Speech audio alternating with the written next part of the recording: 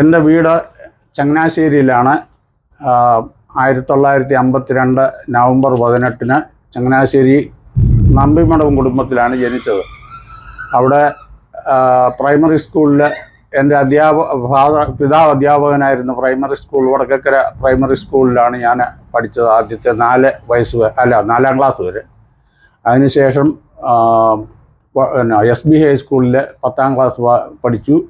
10ാം ക്ലാസ്സിൽ 68 പാസ്സായി. അതിനുശേഷം SB കോളേജിൽ 68 മുതൽ 73 വരെ പഠിച്ചു. ഇംഗ്ലീഷ് ലിറ്ററേച്ചറായിരുന്നു.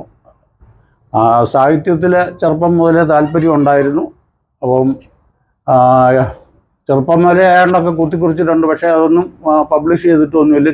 ചെറിയ കവിത ശകലങ്ങളൊക്കെ ആയിരുന്നു കുറിക്കുന്നത്. പിന്നെ കഥ എഴുതാനും നോവൽ എഴുതാനും ഒക്കെ വലിയ താല്പര്യമായിരുന്നു. അതിന് ശേഷം അവിടെ തന്നെ ജോലി, പിന്നെ ഞാൻ SB കോളേജിൽ പഠനം കഴിഞ്ഞ ശേഷം കുറേ വർഷം പാരലൽ കോളേജിൽ അധ്യാപകനായിട്ട് ജോലി ചെയ്തു. ഇംഗ്ലീഷായിരുന്നു പഠിപ്പിക്കുന്നത്. അങ്ങനെ 5 സ്ഥലത്ത് ഒരേ സമയം ഇംഗ്ലീഷ് അധ്യാപകനായിട്ട് പ്രവർത്തിച്ചു. അതിനുശേഷം KSRTCയിൽ 7 വർഷം ജോലി ചെയ്തു. ആദ്യത്തെ പോസ്റ്റിങ് തൃശ്ശൂരായിരുന്നു. അതിനുശേഷം ചങ്ങനാശ്ശേരി വന്നു. ചങ്ങനാശ്ശേരിയിൽ 85 വരെ ജോലി ചെയ്തതിന് ശേഷമാണ് അമേരിക്കയ്ക്ക് വന്നത്.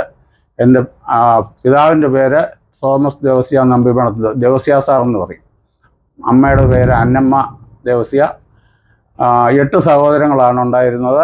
അതിൽ 2 പേര് ഒരാൾ ചെറുപ്പത്തിലേ മരിച്ചുപോയി. ഒരാൾ അമേരിക്കയിലേക്ക് വരാനായിട്ട് ഞാൻ വീസ എല്ലാം റെഡിയാക്കിയിരുന്നപ്പോഴത്തേക്ക്, പിന്നെ പ്രോസസ്സിങ് നടന്നുകൊണ്ടിരുന്നപ്പോഴത്തേനും ഒരാൾ അവിടെ വെച്ച് മരിച്ചു. അതിനുശേഷം ഞാൻ 85 അമേരിക്കയിൽ വന്നതിന് ശേഷം നാട്ടിൽ വെച്ച് എഴുതാൻ തുടങ്ങിയതാണ്. കോളേജിൽ പഠിച്ചിരുന്ന കാലം മുതലെയൊക്കെ എഴുതിയ കഥകൾ ഇപ്പോഴും കയ്യിലിരിപ്പുണ്ടൊന്നും പ്രസിദ്ധീകരിച്ചിട്ടില്ല. അതിന് ശേഷം 1975 അടിയന്തരാവസ്ഥ കാലത്ത് അന്നത്തെ നല്ല കാലാവസ്ഥ, അതായത് എല്ലായിടത്തും അച്ചടക്കവും ഓഫീസുകളെല്ലാം നല്ല പ്രവർത്തനമൊക്കെ ചെയ്തപ്പോഴത്തേക്കിന് അത് കണ്ടുകൊണ്ട് ഒരു കവിത എഴുതി. പക്ഷേ രാഷ്ട്രീയമായ യാതൊരു ചിന്താഗതിയും അതിനകത്തില്ല. നല്ലൊരു സമയം, നല്ല അന്തരീക്ഷം, നല്ല അച്ചടക്കമുള്ള അന്തരീക്ഷമൊക്കെ കണ്ടുകൊണ്ട് എഴുതിയ ഒരു കവിതയാണ്. അത് രാഷ്ട്രീയമൊന്നുമില്ല. എങ്കിലും അടിയന്തരാവസ്ഥ കാലത്താണ് അത് എഴുതിയത്. അത് പിന്നീടാണ് പ്രസിദ്ധീകരിച്ചത്. ആദ്യമൊന്നും പ്രസിദ്ധീകരിച്ചില്ല.